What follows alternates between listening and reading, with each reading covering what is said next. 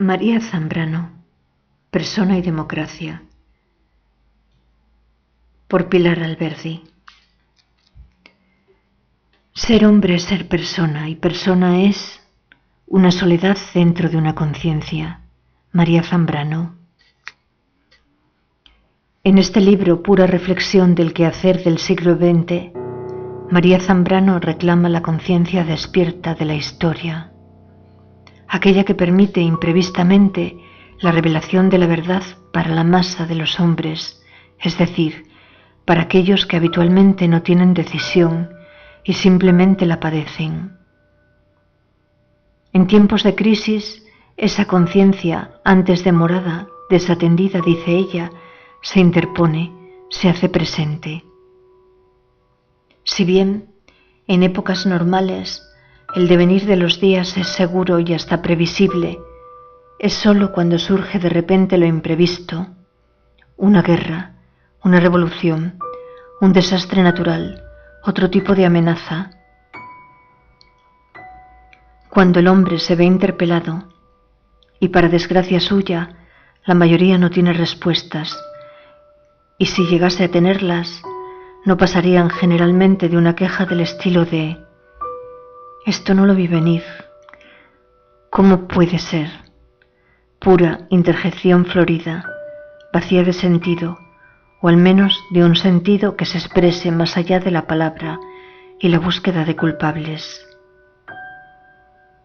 La historia, aplicable a todas las instituciones, incluida la familia, la pareja, la amistad, siempre se manifiesta como realmente es, en un contexto trágico, siempre a causa de la traición y la mentira. El problema, viene a decirnos Zambrano, es la idolatría. Pongamos por caso al político o el partido de turno. El ídolo es lo que se alimenta de esa adoración o entrega sin medida, mientras en silencio produce una víctima.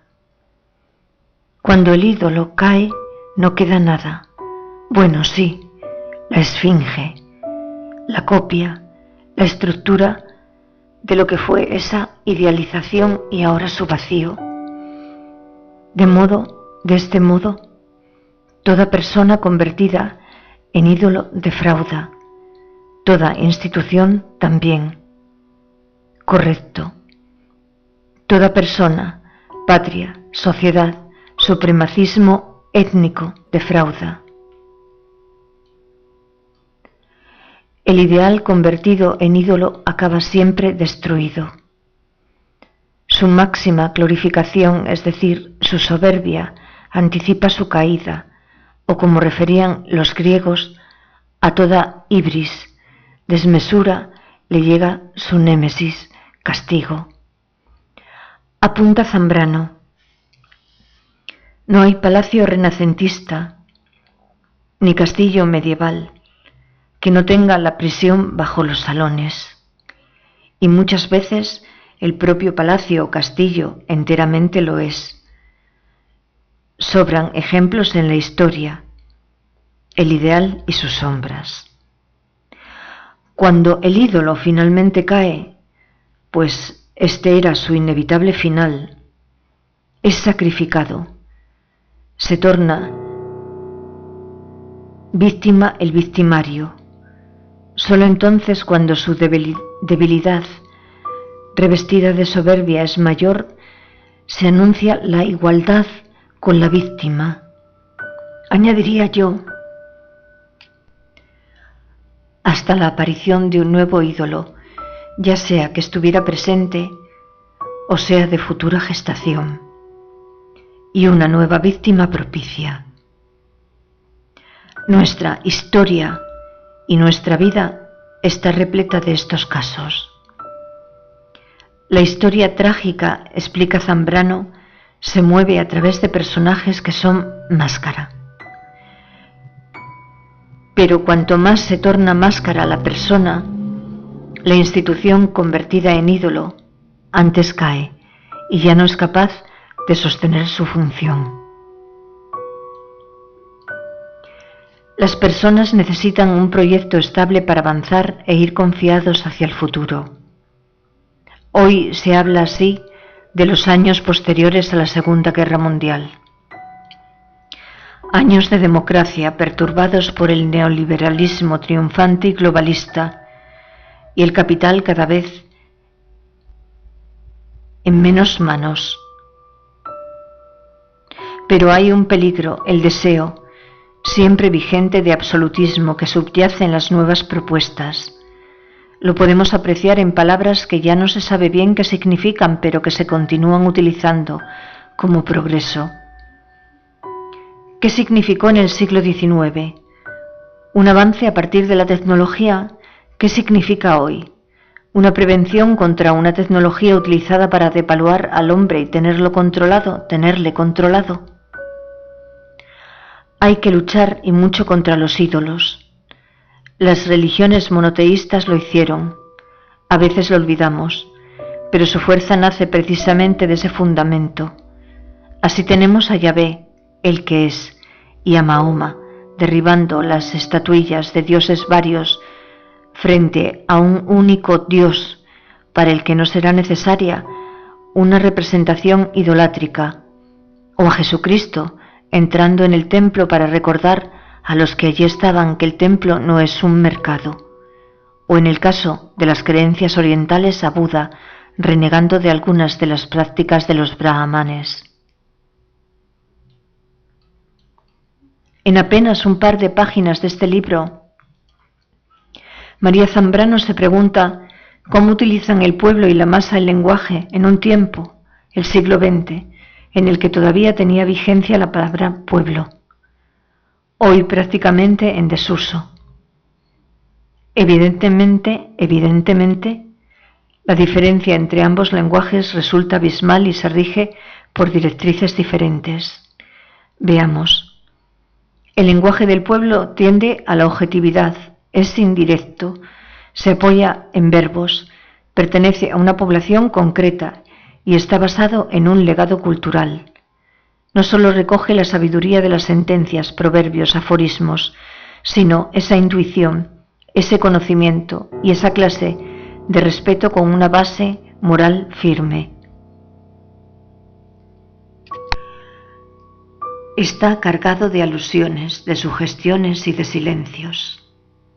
Página 202 nos dice: por el contrario, el lenguaje de la masa, plagado de adjetivos de un repertorio muy escaso, es simplificado, subjetivo, directo, huye de la complejidad, y es en este hecho en donde se expresa, nos dice la autora, ese peligroso deseo de absolutismo propio de los principios dogmáticos, que emplea esa rigidez de pensamiento que no va a lo profundo. Idem. La masa es más proclive a aquello que Tocqueville llamó el imperio de la mayoría, aplicable a gentes cosmopolitas que gustan hoy de ver en cada ciudad a la que llegan, la que han dejado atrás, y para las que el mundo es mundo si pueden viajar por él. Masa que prefiere el orden, sea cual sea este, por ser más difícil de entender, por ser más fácil de entender que el caos, aunque este en ciertos momentos de la historia sea inevitable y a nivel teórico necesario, al menos tanto como el orden, repito. Aplicable el imperio de la mayoría, aplicable a gentes cosmopolitas que gustan hoy de ver en cada ciudad a la que llegan, la que han dejado atrás, y para las que el mundo es mundo si pueden viajar por él. Masa que prefiere el orden, sea cual sea este, por ser más fácil de entender que el caos, aunque este, en ciertos momentos de la historia, sea inevitable y a nivel teórico necesario, al menos tanto como el orden.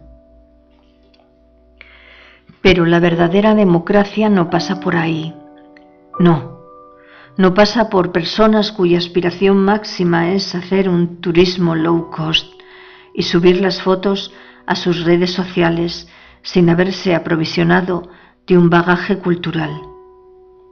La democracia, si todavía es posible llamar así a lo que actualmente padecemos, pasa por una persona reflexiva y responsable capaz de sostener sus ideas frente a una mayoría que discurre indiferente por la vida, sin atisbar